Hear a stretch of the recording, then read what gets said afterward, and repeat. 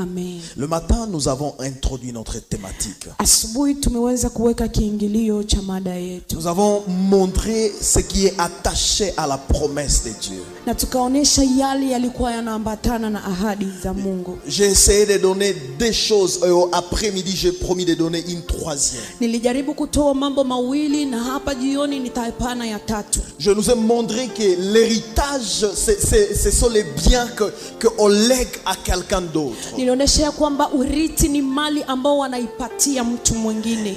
Et que à part cela, il y a quelqu'un qu'on appelle un héritier. Na mali ya hiyo kuna mtu wanaita murithi. Nous nous sommes focalisés sur Hébreu, le texte de Hébreu. Na tukabaki sana kwenye shairi la Waibrania. Et nous avons donné des conditions pour qu'un héritier entre en possession de son héritage. Na tukatoa shurti mbili ili murithi aingie ndani ya urithi wake. La première des choses, nous avons dit que la mort de celui qui a légué l'héritage doit être effective. Tulisema ya kwanza ya kwamba kifo cha yule ambaye anakabidhi urithi inabidi kijulikane. Ça veut dire qu'on ne peut pas avoir un héritier sans la mort de celui qui a travaillé. Inamaanisha hatuwezi kuwa na mrithi bila kifo cha yule ambaye alitumika. Et là nous avons montré que Jésus est mort pour que nous soyons des co-héritiers. Na hapa tukaona Yesu alifariki ili tuweze kurithi pamoja naye. L'une des grandes choses que j'aime, kitu kikubwa ambacho ninafurahia, et que Dieu a travaillé à notre place. Ni kwamba Mungu akatumika kwa nafasi yetu. Dieu a travaillé à notre place. Mungu akatumika kwa nafasi yetu. Chose qu'il attend de nous, kitu kimoja anachongojea kwetu, c'est que nous acceptons Christ comme Seigneur et Sauveur. Ni kwamba tumkubali Kristo kama Bwana na Mwokozi. Car la parole de Dieu déclare, kwa sababu neno la Mungu linatangaza, à tous ceux qui l'ont reçu, kwa wote waliompokea, à tous ceux qui ont crié, kwa wote walioamini jina lake, il a donné le pouvoir. Aliwapa mamlaka,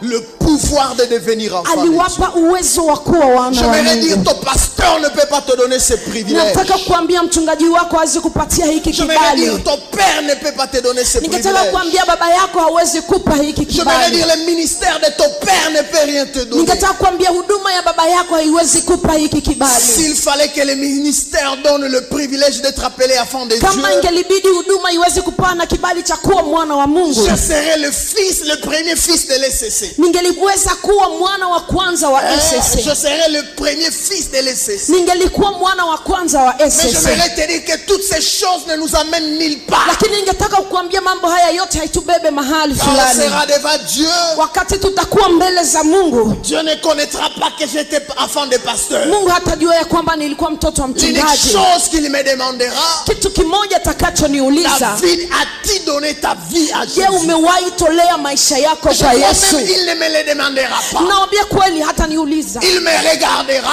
Ataniangalia. Et le jugement sera là. Na hukumu itakuwa hapo. Alléluia. Amen.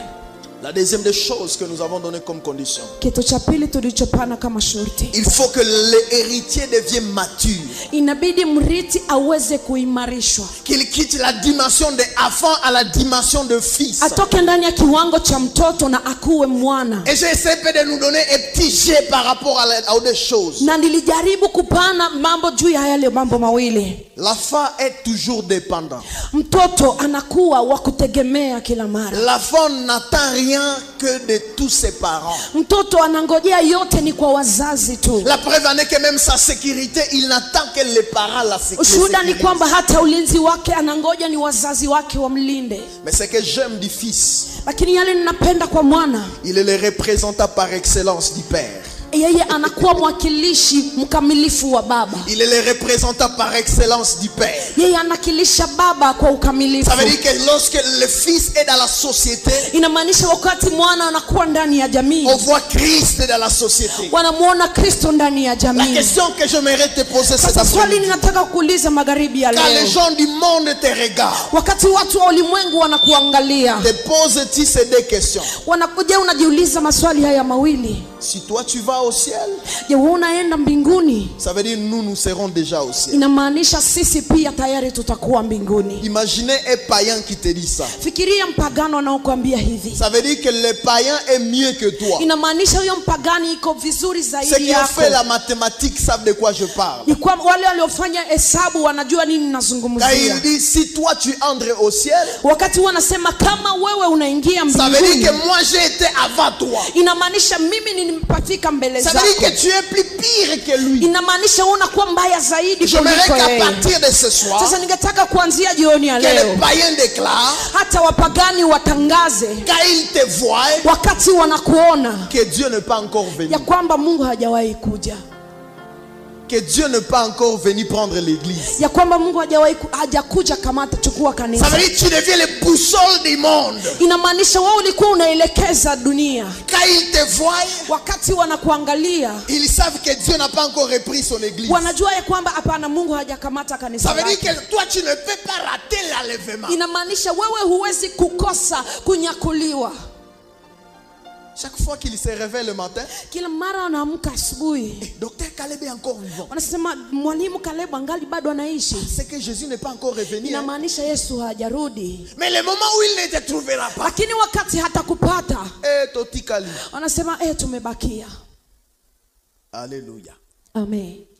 Alors que ce soir, je vais continuer. Sasa jioni ya leo nitaendelea. J'aimerais parler de préalables attachés maintenant à l'héritier. Ningetaka kuzungumzia sasa vigezo ambavyo vinaambatana na mrithi. Rappelez-vous, je suis en train de parler de l'héritier et je le confonds deux fois avec la promesse. Mkumbuke niko nazungumzia mrithi na ninaweza kumlinganisha na ahadi.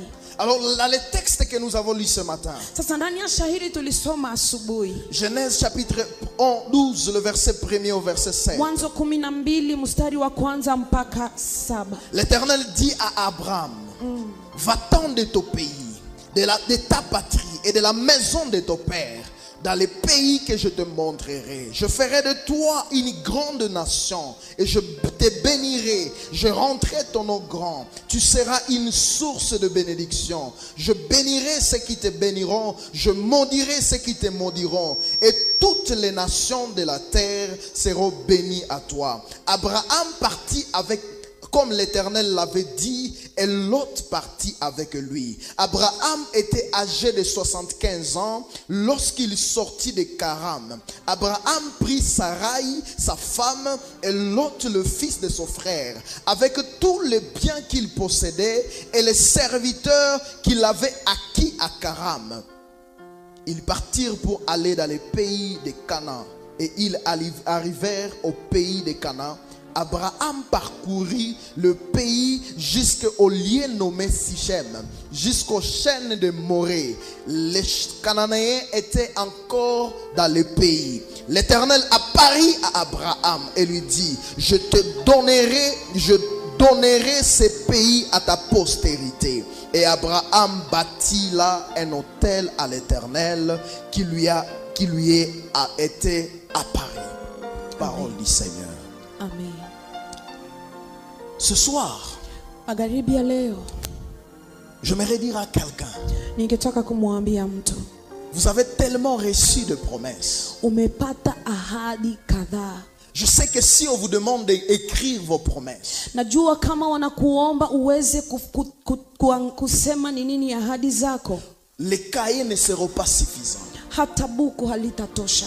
Parce que Dieu continue à vous parler. Kwa sababu Mungu anaendelea Et kukuzungumzia. la preuve en est que lorsqu'on chantait, Dieu vous a aussi parlé. Na ushahidi ni kwamba hata wakati mlikuwa mkiimba Mungu alikuzungumzia. Mais savez-vous qu'il y a une chose importante Lakini je, mnajua kuna kitu cha muhimu entre la promesse et la réalisation? kati ya ahadi na kutimilika kwa ahadi? Il y a toujours un prix à payer. Kunako bei ya kulipa.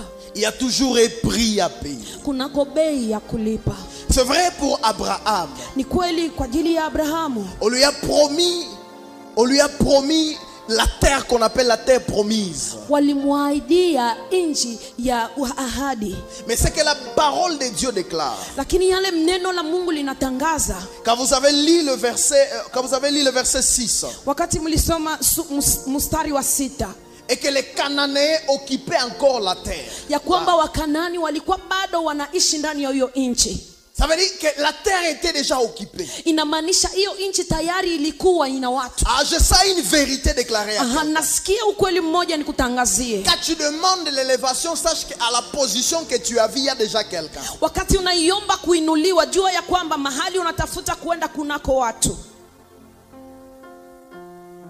Deux choses importantes. Mambo mawili ya muhimu. Si ces hommes sont obéissants à Dieu, kama wale watu wanamtii Mungu, Dieu va encore les élever plus loin que toi, Mungu atawainua tena juu yako afin que tu occupes cette place. ili uweze kuingia ndani ya hiyo nafasi. Si ces hommes ne sont pas obéissants à Dieu, Kama wale watu si watii, Dieu va les rabaisser pour que tu occupes la place. Mungu atawashusha ili wewe uingie kwa hiyo Je ne nafasi. sais pas à qui je parle. Sijue kwa nani niko nazungumzia. Quelle est la vie que tu mènes ce Ni maisha cette gani unaishi? Oui, tu as les promesses de Dieu. Kweli unazo ahadi za Mungu. Mais j'aimerais te déclarer que tu ne sois pas comme Moïse. Lakini ningetaka kutangazia usiwe kama Musa. Il a vu de loin la promesse, Aliona kwa mbali ahadi, mais il n'est pas entré dans la promesse. lakini hakuingia ndani ya Que ahadi. Dieu t'épargne des erreurs de Moïse, Mungu akuweke mbali na makosa ya mais qu'il Musa, t'amène à entrer dans l'héritage qu'il lakini t'a promis. akubebe uingie ndani ya ahadi. Mais sache qu'il y a un prix à payer. Lakini ujue ya kwamba kuna bei ya kulipa, Le premier prix à payer, na bei ya kwanza ya kulipa c'est le coût de la promesse. ni kusikiliza ahadi, Écoutez la promesse. kusikia ahadi. La parole de Dieu déclare au verset 1er. Neno la Mungu linatangaza kwa mstari wa kwanza, L'Éternel dit à Abraham. wa milele akamwambia Abrahamu. J'aimerais dire à quelqu'un quand la parole écrit, l'Éternel dit. Nikataka kumwambia mtu wakati neno la Mungu linasema wa milele akasema, Ça veut dire ça a été une voix audible. inamaanisha ilikuwa sauti ya kusikika. Bien-aimés dans le Seigneur, arrêtez de penser que Dieu est resté dans la Bible. Wapendwa katika Bwana, muache kufikiria kwamba Mungu amebaki ndani ya maandiko. La Bible n'est que notre catalogue qui nous amène au ciel. Biblia inakuwa tu buku letu ambalo linatuelekeza Mais mbinguni. Dieu continue à parler. Lakini Mungu anaendelea kuzungumza. Parle tantôt par des songes. Anazungumza kupitia mandoto. Il parle par des visions. Anaweza kuzungumzia kupitia maono. Et ceux qui ont la grâce, ils reçoivent la voix audible. Na wanao neema wanachukua, wanashika hiyo sauti ya D'autres kusikika. reçoivent cette capacité par des signes. Wengine wanapokea hiyo uwezo kupitia alama. Je me souviens lorsque j'étais encore immature spirituellement. Ninakumbuka wakati nilikuwa bado mchanga kiroho. Alors que j'étais en train de prêcher, Wakati nilikuwa ninahubiri, je pouvais attendre que mon pied avait un problème. ningeweza kusikia ya kwamba mguu wangu una shida, Et je commence à chasser les démons. na ninaanza kuyafukuza Alors mapepo. qu'il y a quelqu'un qui a le même problème dans l'assemblée Wakati kuna mtu anayekuwa na hiyo shida ndani ya et qui a kundi besoin de la guérison. na ambaye anahitaji uponyaji. Ceux qui ont été là le matin ont compris ce que je suis en Sasa train wale de dire. waliokuwa hapa asubuhi wanaelewa nini niko ninasema. Les chrétiens sont devenus plus sérieux dans le domaine de chasser. Wakristo wamekuwa serious ndani ya mambo inahusu kufukuza mapepo. Oh, même Dieu, on le confond aux démons. Hata Mungu tunamlinganisha hata na mapepo, Parce que nous avons un problème d'écoute de Dieu. kwa sababu tunakuwa na shida ya Il y a des kumsikiliza moments où Mungu. Dieu te parle par des songes Kuna muda Mungu anakuzungumzia kupitia ndoto et vous commencez à les chasser. na unaanza kumfukuza, Alors que Dieu est en train de vous parler des messages. ijapokuwa Mungu iko na kuzungumzia ujumbe. Je me souviens du message que Dieu m'a donné il y a un mois. Ninakumbuka ujumbe Mungu amenipatia kumepita mwezi moja. Je me suis retrouvé dans un moment de conflit. Nimejikuta ndani ya muda ambao tunakuwa Je vous hatusikilizani. épargne de tous les détails. Ninaweka mbali na yote ya ndani, Mais voici ce qui va se passer après. lakini muone nini kilipitikana nyuma. Je suis à la maison, je connais un accident et mon pied a connu cette blessure. Niko nyumbani na ninapata ajali na nikapata hiki Le kidonda lendemain, mon kigumu. épouse tombe sur une moto. Sasa kesho yake mke wangu yeye pia anaanguka kwenye Quelques moto. jours après, mon assistant aussi, il sera aussi, il va connaître une cohésion de motos. Siku ingine kidogo mwingine ambaye ananifuata kwa kazi yeye pia ataweza kupata shida kwa pikipiki. Dieu m'avait déjà averti. Mungu tayari alikuwa ameniagiza.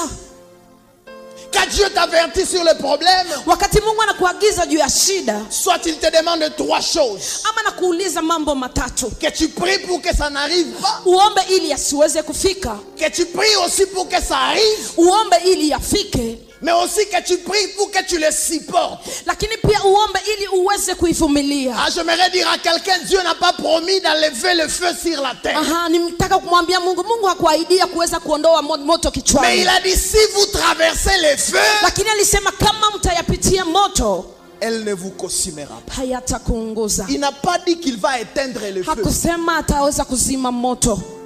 Arrêtez cette fausse théologie. Muache hiyo teolojia mbaya. Au retour à l'expéditeur. Aturudishe kwa mwanzishie. Notre Dieu est amour. Mungu wetu ni wa upendo. Notre Dieu n'est pas un féticheur. Mungu wetu si mchawi.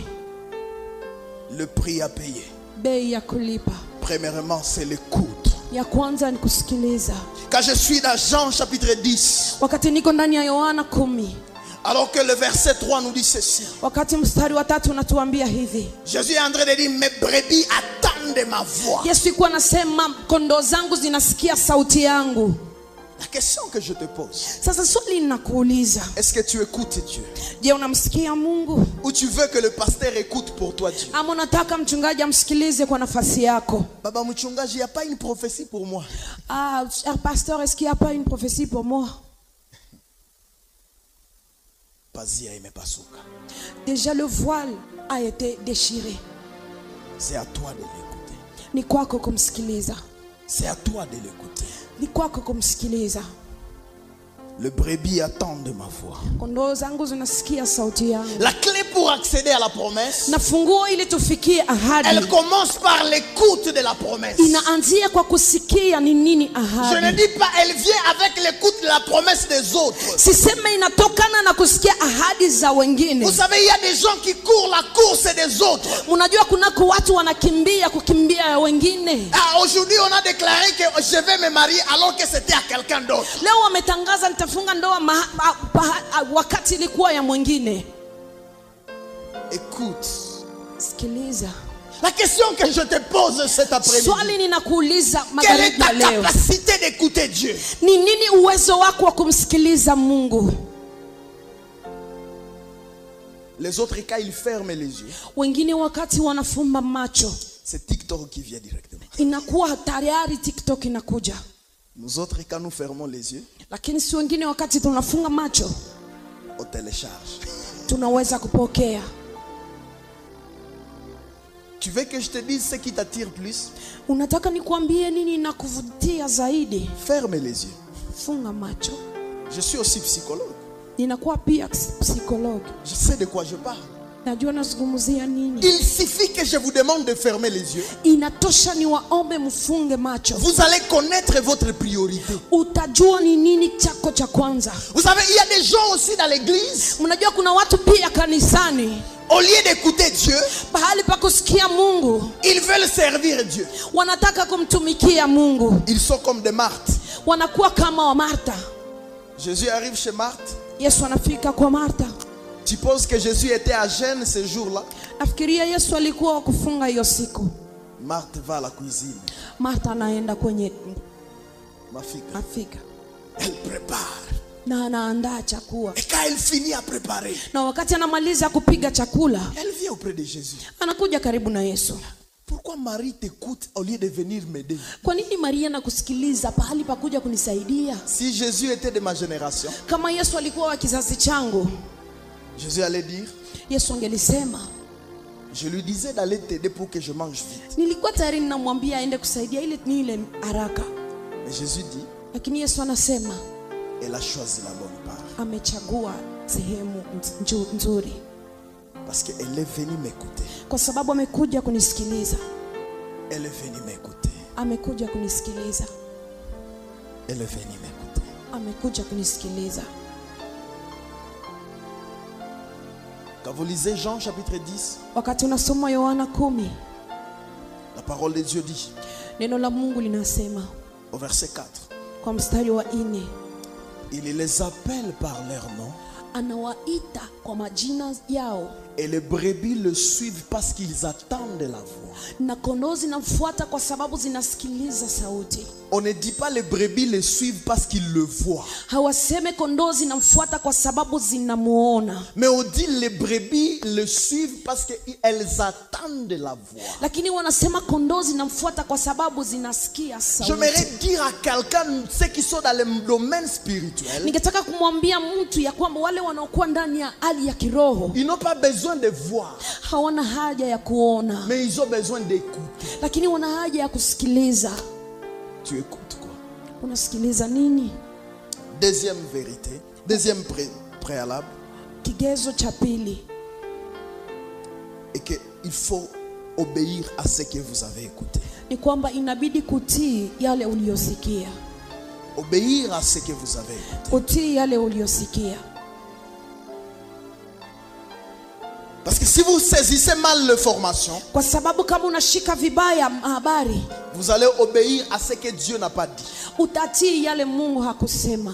Vous allez obéir à ce que votre pasteur vous a dit, Utatii yale mchungaji wako alisema, alors que ce n'est pas ce que Dieu a dit. wakati sio Mungu alizungumza.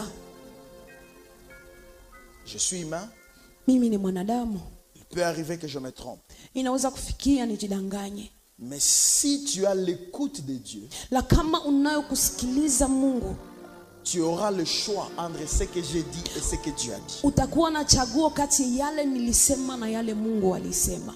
Et là, j'aimerais dire ce qui suit. Na hapa ningetaka kusema yafuatayo. Faites attention au genre d'émission que vous écoutez.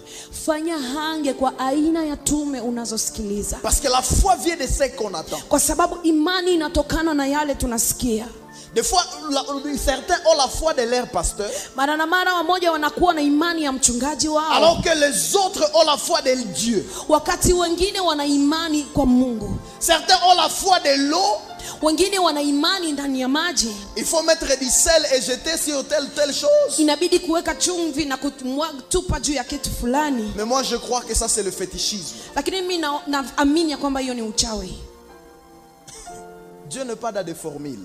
Mungu haiko ndani ya maformuli, Il est dans la révélation. anakuwa ndani ya ufunuo. S'il l'a fait hier, Kama yaliyatenda jana, ça ne veut pas dire qu'aujourd'hui, il va faire de la même façon. haimaanishi ya kwamba na leo atatenda hivi hivi. C'est quoi la religion? Ni nini dini? La religion nous amène à rester là où Dieu a agi hier.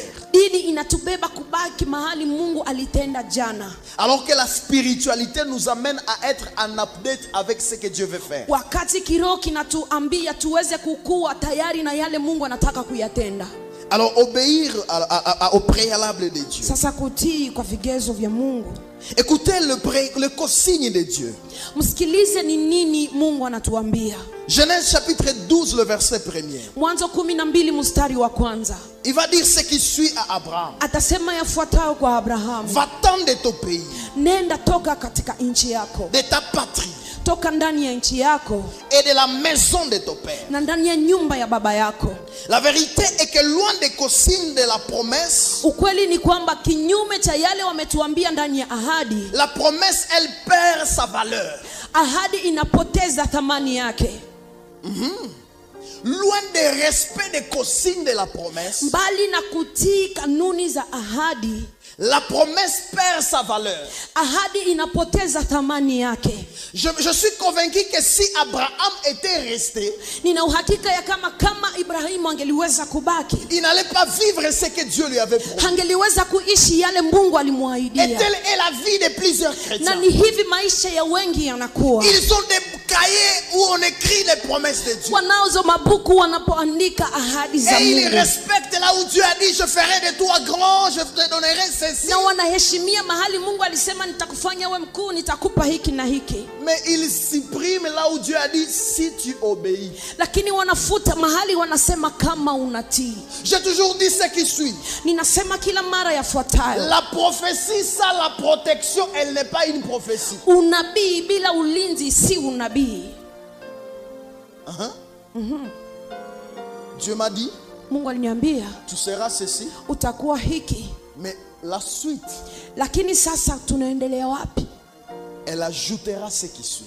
Ataongeza yale itafuata. Si tu obéis, si tu fais ceci. Kama unatii, kama unatenda hiki. Alléluia. Amen. Dieu a promis à une sœur, Mungu alimwahidia dada moja, un mari qui se respecte, mume ambaye anajiheshimu. si tu te respectes. Kama wewe mwenyewe unajiheshimu.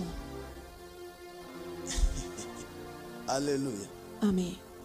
Le préalable. Vigezo. Il y a toujours des principes. Kuna kila mara makanuni. Et vous allez réaliser avec moi Na mtagundua pamoja nami que pour que Dieu t'amène dans ta destinée, ya kwamba ili Mungu akubebe ndani ya hatima yako, il te retire de tous ceux qui pensent que c'est eux qui construisent ta destinée. anakuweka mbali na wote ambao wanafikiria kwamba ni wao wanajenga hatima yako. J'appelle cela la loi de la soustraction multiplication de Dieu. Ninaita hiyo kanuni ya kuweza kutosha na kuongeza ya Mungu. Pour que Dieu te bénisse, Ili Mungu akubariki, il veut à ce qu'on te retire ce que tu penses que c'est la source de bénédiction. anataka wakutoshee yale unafikiria ni chemchemu ya baraka. Il savait que Abraham Alijua ya kwamba Abrahamu avait la connaissance de la bénédiction. alikuwa na ujuzi wa baraka. Si vous lisez la parole de Dieu, Kama mnasoma neno la Mungu, Abraham avait déjà des serviteurs. tayari Ibrahimu alikuwa na watumishi. Il avait déjà des biens. Alikuwa tayari na mali. Et pour ta philosophie, tu allais dire qu'Abraham était déjà béni. Na kufikiria kwako ungelisema ya kwamba tayari Abrahamu alikuwa amebarikiwa. Vrai ou faux? Ndiyo ama hapana? Qu'est-ce que tu appelles bénédiction? Ni nini unaita baraka? Une belle maison, Nyumba nzuri, une belle voiture, gari nzuri, de beaux enfants. watoto wazuri. C'est pas ça ce que Dieu appelle bénédiction. Sio hiyo Mungu anaita baraka. Alors Dieu dit à Abraham, Sasa Mungu anamwambia Ibrahimu, pour que je multiplie ce que tu as, ili nifurishe yale unayo, tu dois accepter de soustraire. inabidi ukubali kutosha. Pour que je sois le tout de ta vie, Ili niwe yote ya maisha yako, tu dois accepter de quitter tout. inabidi ukubali kutoka yote. J'ai toujours dit ceci. Ninasema kila mara hivi, Dieu retirera tout de notre vie pour qu'il soit notre tout. Mungu ataondoa yote maishani mwetu ili awe yote yetu. Des fois quand Dieu se rend compte que c'est ton travail que tu as déifié, Mara na mara wakati Mungu anaona kama ni kazi ambayo umefanya kama Mungu, il te dit quitte ce travail. anasema toka ndani ya hiyo kazi. Et je te montrerai que je peux te nourrir ça ton Na travail. nitakuonesha ya kwamba naweza kulisha hata bila kazi yako. Le problème pour les chrétiens, Shida kwa Wakristo, ils veulent que Dieu les bénisse, wanataka Mungu awabariki, mais ils ne respectent pas les consignes. lakini hawaheshimu kanuni. Ils disent Seigneur, Wanasema Bwana, oui tu veux me bénir. kweli unataka kunibariki? Bénis-moi là où je suis. Unibariki mahali nipo. Passe par mon travail. Pitia kwa kazi yangu. La preuve en est que Papa Caleb, Ushahidi ni kwamba baba Caleb, quand on est en train de prier le miracle de Dieu, wakati tuko tunaomba muujiza wa il y a Mungu, quelqu'un qui passe à son ongle qui est à Chine. kunako mtu anafikiria mdomba yake anakuwa chini. J'aimerais te dire, je suis de cette catégorie de gens qui ont été déçus par les hommes. Nimetaka kuambia mimi niko ndani ya kategoria ya watu ambao walikata tamaa kupitia watu. Les promesses des hommes. Ahadi za watu.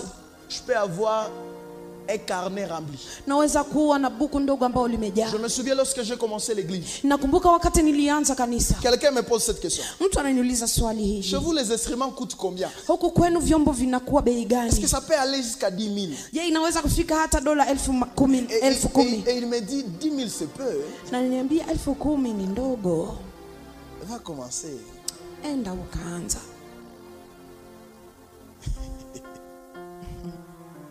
Chez vous, le loyer c'est combien? Huku kulipa nyumba ni ngapi? Je dis 250. C'est encore Sema, passable. Hein? 250 inaweza eleweka. Va commencer. Nenda ukaanze. Tu vis, tu as quel salaire? Unaishi una malipo gani? Je dis non, moi je veux pas le boulot. Mon boulot c'est de servir Dieu. Mimi sina kazi, mimi kazi yangu ni kumtumikia Mungu. Il dit si on te donnait autant le mois, je crois que ça peut aller. Sasa nafikiria wakakupatia hivi kiasi hiki kwa mwezi inaweza kuendeka. Et après, Na baadaye tu écris bonjour. unaandika amjambo. Tu écris good morning. Unaandika amjambo. Il y a des traits. Il a lu, kuna alama mbili amesoma mais il n'a pas répondu. lakini hakujibu. Je voudrais dire à quelqu'un, Nikataka kumwambia mtu, ceux qui dépendent de Dieu yale ambayo haiko ya Mungu doivent ôter leur attention des hommes. inabidi wale ambao wanaambatana na Mungu inabidi watoshe umakini wao kwa watu. C'est ça aussi quitter. Ni hiyo pia kutoka. Jusqu'à quel niveau tu es prêt à abandonner Mpaka kiwango gani unaweza uko tayari kutoka pour que tu serves Dieu, ili umtumikie Mungu, pour que tu entres dans ta destinée. ili uingie ndani ya Vous hatima savez, il y a yako. des gens qui ne seront pas bénis tant qu'ils resteront sur la terre de leur père. Unajua kuna watu hawatabarikia wakati watabaki ndani ya udongo wa baba zao. Je parle par le parabole. Ninazungumza kama mfano. Mon frère, Ndugu yangu, va commencer le boulot. enda ukaanze kazi. Ah, mon père a déjà travaillé. Baba yangu si tayari ametumika. Ah, j'attends qu'il meure. Ninangojea afariki. Quittez ces choses. Ondoka mambo haya. quittez ces maisons. achana na hiyo nyumba. Le préalable pour entrer dans la promesse de Dieu, Vigezo ili ya kuingia ndani ya ahadi za c'est de Mungu faire confiance à Dieu. ni kuweza kumtegemea Mungu. Décidez de quitter les raisonnements des hommes. Amua na uachane na fikra za wanadamu. Décidez de passer à la dimension de la foi. Kuamua kupita kwa kiwango cha imani. J'aimerais dire à quelqu'un, Nikataka kumwambia mtu, quand Dieu a parlé à Abraham, wakati Mungu alimzungumzia et qu'il lui Abrahamu a dit de quitter la maison na de son père, akamwambia atoke ndani ya nyumba ya baba il ne lui zake, a pas dit où il va l'amener. hakumwambia wapi Il lui atampeleka. a dit que je te montrerai. Alisema Ceux nitakuonesha. qui ont appris le français savent de quoi je Wale ambao parle. walijifunza Kifaransa wanajua Il s'agit anazungumzia du nini. futur. Alisema ni kesho. Ça veut dire ceci. Inamaanisha hivi, Plus tu commences à m'obéir, zaidi unaendelea kunitii le chemin devient clair. na njia inakuwa wazi.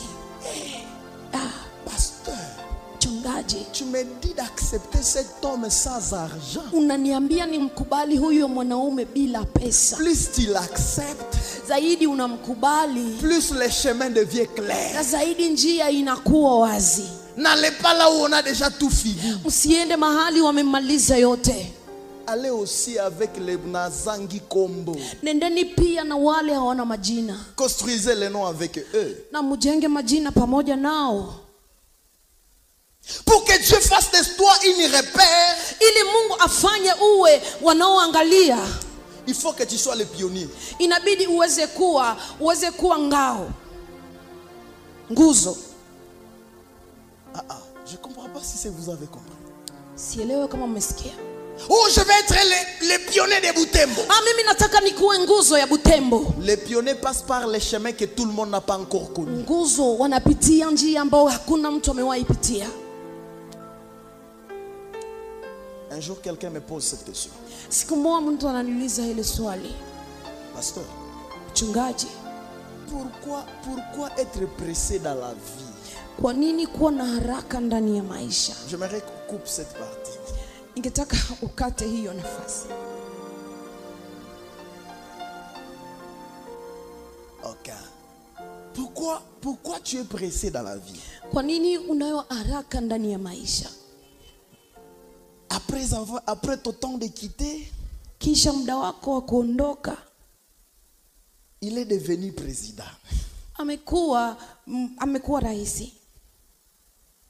Je parle par de paraboles. Ceux qui comprennent, comprennent. Nazungumzia mifano, wanaoelewa wanaelewa. Donc facilement, tu devais avoir une église. Inamaanisha kwa urahisi ungepata kanisa. Je lui ai dit, Na nikamwambia lui, yeye il a sa destinée. ana hatima yake, Moi, mimi j'ai ma destinée. nina pia hatima yangu. Non, il fallait que tu acceptes l'héritage. Hapana, ingelibidi ukubali urithi. Non, Hapana, je ne suis pas dans ce domaine. mimi siko ndani ya hiyo Les hali. pionniers Nguzo payent le prix de commencer. wanalipa bei ya kuanzisha. Je ferme la parenthèse. Inafunga hicho kifungo. Alléluia. Amen. Il faut, troisième chose, Kitu cha tatu, il faut payer le prix de l'obéissance. inabidi kulipa bei ya utiifu. Le prix de l'obéissance. Bei ya utiifu. Ne me dis pas que tu es obéissant maintenant. Usiniambie sasa wewe ni mtiifu. Je saurai que tu es obéissant quand les défis viendront. Nitajua kama uko mtiifu wakati kutakuja changamoto. Vous savez, il y a des gens qui nous prouvent que, oh non, pasteur, je suis loyal envers toi. Mnajua watu wanatuambia, mchungaji, mimi ni mwaminifu kwako. Mais quand viennent les défis, Lakini wakati kunakuja changamoto, pasteur, nilikwambiaka, mchungaji, je t'avais dit, moi je suis avec toi seulement dans la prière. mimi niko pamoja nawe ndani ya maombi. Un jeune m'a dit ça. Kijana mwaka niambia hivi, Pasteur, mchungaji, on allait même commencer un ministère, pas une église. tungelianza hata huduma lakini bila kanisa. Je lui ai dit, Na nikamwambia, la saison avec moi est finie. msimu pamoja nami umekwisha. Je n'ai pas besoin de t'arrêter à partir. Sina haja ya kukufunga usiende. Mais une chose que j'aimerais te dire, Lakini kitu kimoja nataka kukuambia, que Dieu te préserve Mungu akulinde. de ne pas avoir honte de nous avoir quittés sur les bons chemins. Usisikie haya ya kuweza kutuachilia wakati tuko kwenye njia nzuri. Parce que quand viendra le temps où tu auras besoin de revenir, Kwa sababu wakati kutakuja wakati utahitaji kurudi, Tu auras ce langage. Utakuwa na msemi kama huu. C'est nous qui avions commencé. Ni sisi tulioanza. Mais est-ce que tu avais persévéré? Lakini je, ulidumu? Pasteur, Mchungaji, n'est-ce pas il y a des gens avec qui tu as commencé? sivyo kuna watu ulianza nao? Pasteur, nous Mchungaji, sommes assemblés dans l'esprit. tuko pamoja kiroho. Nous sommes assemblés physiquement d'abord. Tuko pamoja kimwili kwanza. On veut acheter les instruments. Tunataka kununua vyombo. Pasteur, Mchungaji, nous sommes encore moins nombreux. tungali wachache. Pasteur, Mchungaji, nous autres on n'a pas de boulot. si wengine hatuna kazi. Qui a le boulot? Nani anao kazi? Nous n'avons que Dieu. Tunaye Mungu tu. Alléluia. Amen. Je crois à ce que je parle. Naamini ndani ya yale ninasema. Il y a des générations qui vont s'élever dans cette Kuna église. vizazi vitakavyoinuka ndani ya hiyo kanisa. Des générations à qui le pasteur ne va pas demander de l'argent. Vizazi ambavyo mchungaji hataomba pesa. Les générations qui vont sentir le poids du travail. Vizazi ambavyo vitasikia mzigo wa kazi. Je sens dans mon cœur qu'avant de quitter cette chair, Nasikia ndani ya roho yangu ya kwamba kabla ya kutoka hii de madhabahu, la même façon que Dieu a réparti l'esprit de Moïse sur ses serviteurs, namna hiyo hiyo Mungu aliweza kuweka roho ya Musa juu ya watumishi nous wake. allons vous partager cet esprit de Caleb. Tutawagawia hiyo roho ya Kalebu, Pour qu'il ne vous dérange plus avec des demandes. ili asiwasumbue pamoja na Au lieu kuomba. que ce soit lui qui rêve des choses pour cette église, Kuliko ikuwe yeye analota mambo kwa ajili ya hiyo kanisa, Dieu va commencer à vous déranger vous. Mungu ataanza kuwasumbua ninyi. Ah, il n'y a pas ceci dans l'église. Aha, hakuna hiki ndani ya Il faut que kanisa. cela arrive. Inabidi hiki kifike. Telle est ma prière. Hiyo ndio ombi langu. Le prix à payer. Bei ya kulipa. Rappelez-vous, Kumbuke, je vous ai dit niliwaambia que pour marcher avec Dieu, ya kwamba ili tutembee na Mungu il faut écouter sa voix. inabidi kusikiliza sauti yake. La deuxième des choses, il faut obéir à la voix. Ya pili inabidi kutii hiyo sauti. La troisième des choses, il faut payer le prix de l'obéissance. Ya tatu inaliomba kulipa bei ya utiifu. C'est ce que j'appelle la persévérance dans l'appel. Na ni hiyo ninaita kudumu ndani ya mwito. C'est ce que j'aime de Psaume 20. Ni hiyo nafurahia ndani ya Zaburi makumi mbili. Le verset 7 nous dit ceci. Mstari wa 7 natuambia hivi. Ceux-ci s'appuient sur leurs chars. Wao wanaweza kutegemea farasi zao. Ceux-là sur leurs chevaux. Wao punda zao. Nous, Lakini sisi, vérité éternelle, sisi verite éternelle, nous évoquons le nom de l'éternel, tunalialika jina la wa milele, le nom de notre Dieu. jina la Mungu wetu. Nous allons évoquer le nom de notre Dieu. Sisi tutaliita jina la Mungu wetu.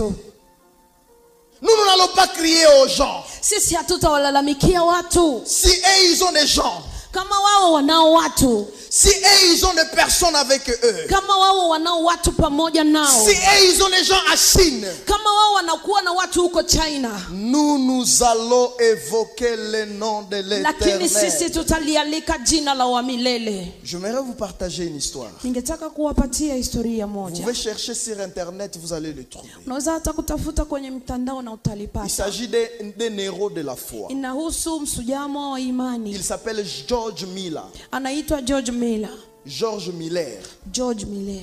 Voici ce qui se passe. Tazama nini inapitikana. George Miller avait un orphelinat. George Miller alikuwa na mahali wanalinda wa yatima. C'était un serviteur de Dieu. Yeye alikuwa mtumishi wa Mungu. Et dans son principe, Na ndani ya kanuni zake il disait que demander de l'argent à quelqu'un, alikuwa akisema kuwaomba pesa mtu c'est ridiculiser les dieux de la mission.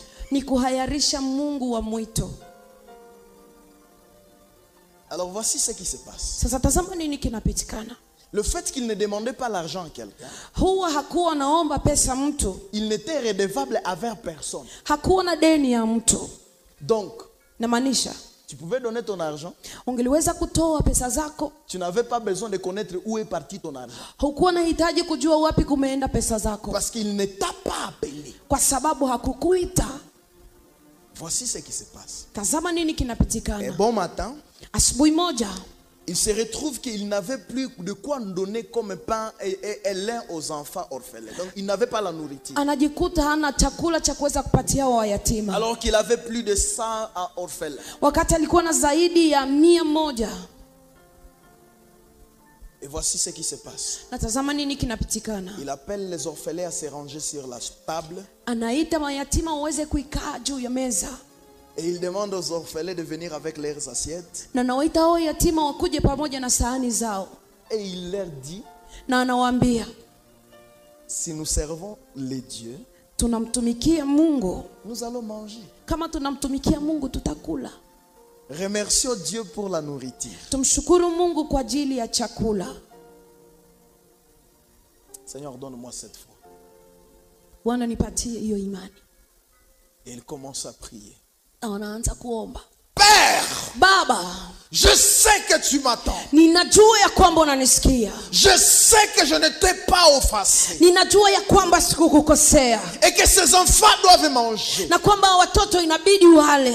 Que ton nom soit glorifié pour la nourriture Acha d'aujourd'hui. jina lako litukuze kwa ajili ya chakula. Amen. Amen. Il attend quelqu'un toquer à la porte. Anasikia mtu anapiga kwenye mlango.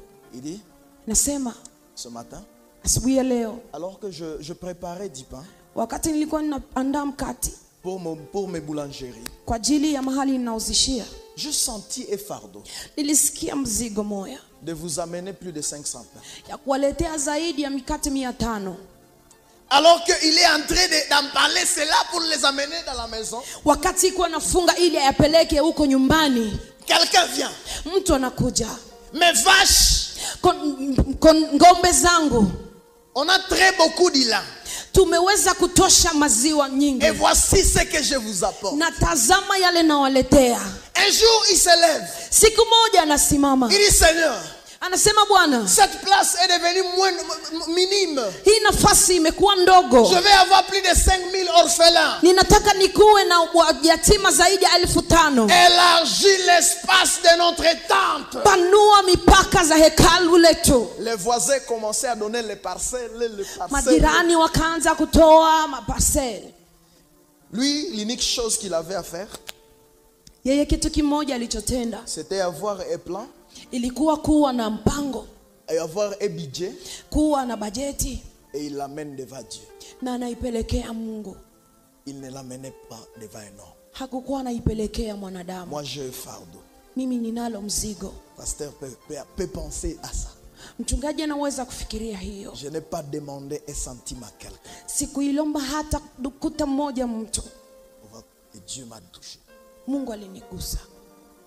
Quelqu'un Mtu que je ne connais pas, ambaye simjui, que je connais mais que j'avais déjà oublié. ambaye namjua lakini ilikuwa tayari Il m'appelle nimemsahau. au téléphone. Ananiita kwa simu. Il dit, pasteur, Nasema, mchungaji, tu te souviens de moi? unanikumbuka? Niko na 4 chiffres, nikutumie yako. J'ai un 4 chiffres, est-ce que je peux te l'envoyer? Et il m'envoie. Na ananitumia. La ville de Butembo m'a appris. Mji wa Butembo linifundisha Je ne pleurerai plus devant quelqu'un. sitawahi kulia mbele za Je mtu, dépendrai de Dieu. nitategemea Mungu, Parce que ceux qui ont pensé que ça sera ma fin, kwa sababu wale walifikiria itakuwa mwisho wangu ils vont changer leur cri à louange de mon Dieu. watabadilisha kulalamika kwao kwa sifa ya Mungu wangu. Vous savez comment j'ai eu mes instruments? Mnajua namna gani ilipata vyombo vyangu? 4000 washi. Dola 4,000. C'est quelqu'un Ni mtu qui les achète ambao anazinunua et après il dit, na kisha anasema, ndaweka hivi vitu wapi? comment est-ce que je vais garder ces choses? Pasteur, Mchungaji, sikashikamatia hivi viko nafanya kazi ya Mungu bwana. mais viens prendre ça et que ça puisse servir le Seigneur. Je lui avais pas donné mon faire-part. Mimi sikumpatia hata barua yangu. L'unique chose que j'avais fait, Kitu kimoja nilichotenda, agoti yangu. des fois on rit avec le berger Caleb. Mara na mara tunacheka pamoja na mchungaji Kalebu. Il me dit, pasteur, Ananiambia, mchungaji, tu as déjà trouvé ceci? umewahi pata hiki? Et je lui ai fait rire ce matin. Nilimchekesha asubuhi ya Je leo. lui ai donné même un programme où on n'a rien. Nikampatia hata program ambapo hatuna kitu. Parce que je sais, Kwa sababu najua Dieu ne paiera pas le plat qu'il n'a pas commandé. Mungu hatalipa mpango ambao hakushurutisha. Quand vous allez au restaurant Wakati unaenda kwenye restaurant et que vous n'avez pas été en accord avec Dieu, na kwamba hamkuweza kusikilizana na Mungu, Dieu ne va pas payer les plats que tu as mangés. Mungu hatalipa chakula uliyokula. Il paye que pour ce qu'il a commandé lui-même. Analipa ni ile aliyeomba mwenyewe. Alors si le travail que je fais n'a pas la gloire, Sasa kama kazi ninaotenda haina utukufu, est-ce que la gloire est à moi? je utukufu ni wangu? Biaribike vitengemane ni vyangu. Que ça soit bon et que ça puisse être mauvais. Si ni vyake. Mais c'est son travail. Lui-même doit apprendre charge Inabidi yeye mwenyewe aweze kuchukua jukumu yayo pour son honneur. kwa ajili ya heshima yake.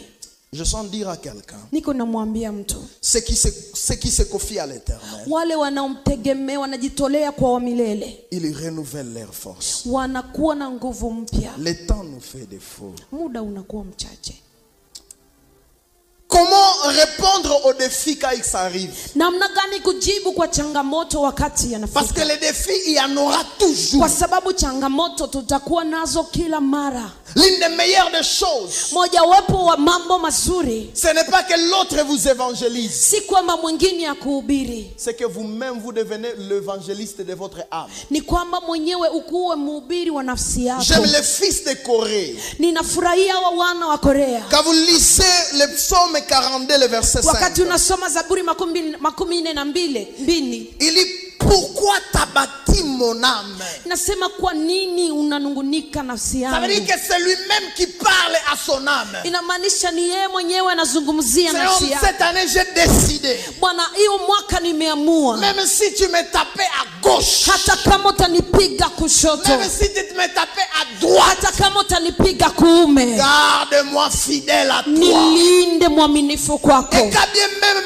ma fidélité commencera à Na s'affaiblir, hata kama uaminifu wangu je utaanza kudhoofika, parlerai à mon âme. nitazungumza na nafsi Mon yangu. âme, Nafsi yangu, souviens-toi que Dieu t'a soutenu. kumbuka ya kwamba Mungu alikusapoti. Souviens-toi que ce n'est pas avec toi que Dieu va échouer. Kumbuka kwamba si pamoja nao Mungu ataanza Je prie que kushindwa. cela soit ton attitude. Ninaomba hiyo iwe hali yako. La dernière des choses comme préalable, Na kitu cha mwisho kama kigezo, il faut bâtir l'autel d'alliance. inabidi kujenga madhabahu ya agano. L'autel, c'est quoi? Madhabahu ni nini? L'autel, c'est un lieu élevé Madhabahu ni mahali kuinukapo pour offrir des sacrifices. ili tuweze kutolea sadaka. Quand vous lisez le verset 7 de là où nous avons lu de Genèse, Wakati unasoma mstari wa 7 ambapo tulisoma kwa mwanzo, Abraham a bâti l'autel. Ibrahimu aliijenga Il a madhabahu. scellé l'alliance. Aliweka muhuri kwenye Il a agano. scellé la promesse. Aliweka muhuri kwenye ahadi. 3 choses attachées à l'autel. Mambo matatu yanayoambatana na Avant madhabahu. d'offrir, il faut que vous soyez d'abord l'offrande. Kabla utolee, inabidi mwenyewe uwe sadaka. Voilà ce qui tue l'église. Tazama yale yanayoua kanisa. Nous avons des choristes qui ne sont pas l'adoration. Tunao waimbaji ambao wenyewe si maabudu. Ma prière est que vous soyez l'adoration avant de conduire l'adoration. Maombi yangu ni kwamba muwe ninyi wenyewe maabudu kabla muyaongoze maabudu. La deuxième des choses, Na kitu cha pili, votre offrande doit être agréable à Dieu et non aux hommes. sadaka yako inabidi ikubalike na Mungu lakini si kwa wanadamu. Aujourd'hui, la motivation des gens, Leo msukumo wa watu c'est de plaire aux hommes ni kuwapendeza watu que de glorifier Dieu. kuliko kumtukuza Mungu. La troisième des choses, Kitu cha tatu, l'offrande doit être intentionnelle et non fruit de la manipulation. sadaka inabidi itoke kwa roho lakini si kwa kusukumiwa. Oh, toi. Offre. Si on vous donne des enveloppes ici, Kama wanawapatia mabahasha hapa, vous allez offrir.